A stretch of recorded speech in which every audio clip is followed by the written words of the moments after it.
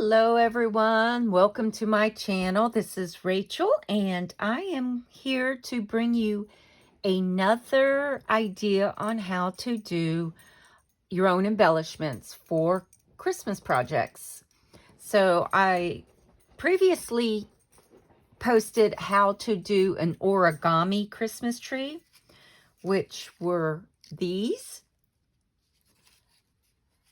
Sorry about the lighting. It has now gotten dark, so I have to have more lights on. So these actually will lay flat. They are dimensional because they puff up a little bit, but once they're in page protectors, they're not quite as thick. But today I want to show you how I did this one. I actually seen this like on one of those little quick advertisements that they have on social media all the time that show you how to do different things using ordinary stuff. You know, sometimes they're silly, but I seen this one and I thought it was really, really cute idea. So I wanted to try it.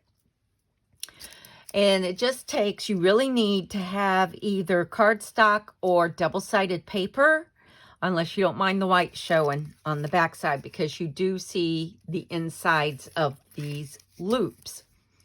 So this is actually a 6-inch square of paper. So I'm doing a December daily that is 6 by 8. And so I thought I'd do a 6 thinking it would be smaller, but it's not. Because once you add the topper and the tree trunk, it's a bit too big, as you can see. So I am going to do another one, and I figure we can do it together. So this time I'm going to do a 5-inch square to see how big this turns out. So you actually, all you have to do is fold it diagonally to where you have a large triangle. And you're just going to cut this in little strips. And how wide you make your strips depends on how wide the branches will look. So let me show you, I did a couple of samples here so you could see. So here's the triangle. This is the wrong way to cut this. Okay, you're not going to go straight on to the center. This is your centerpiece. So when you bring it out, you got your square. So this would be the base of your tree. So you don't want this because you're going to have too small of ends. So the biggest part of your tree would be in the center by the time you fold these over. So you don't want that. This is what you do want. Put this back down. You want to cut this way, okay? Because this way, when you open this, right, and you fold these each over and adhere them to the center, this is what becomes your branches. And then as you go up, at first, I was thinking I was doing it wrong, because at first I was going, I'm not too sure. But as you can see, it does give you the tapered Christmas tree look. Or a regular tree. Depends on what you're going to use it for. So, let me show you here. Remember, this is the fold line, and we are going to cut this way. So those I did about 1/4 of an inch, and you're going to just cut towards the center. It doesn't have to be perfect, but you don't cut all the way through. Just enough to where you can fold them over and make your branches.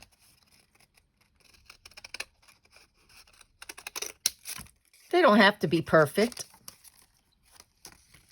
Sorry, I'm not sure how to hold this while I video to make you to show you what I'm doing.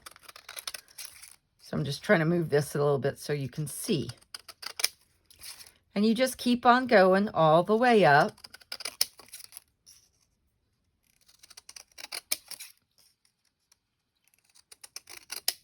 And again, the wider you make them, the wider the branches will be of your tree. And this is an easy, quick project with kids or anybody. Can use it on scrapbook layouts. I'm going to use it in my December daily. Use it on regular layouts, kids projects, whatever. So now you've got it all cut. You're just going to open this up.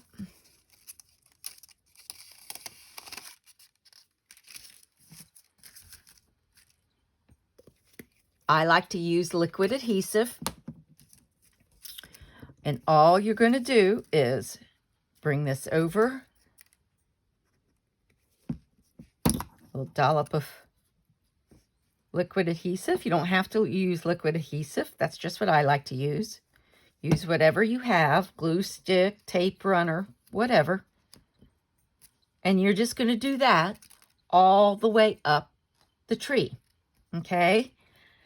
And then that's when you get this.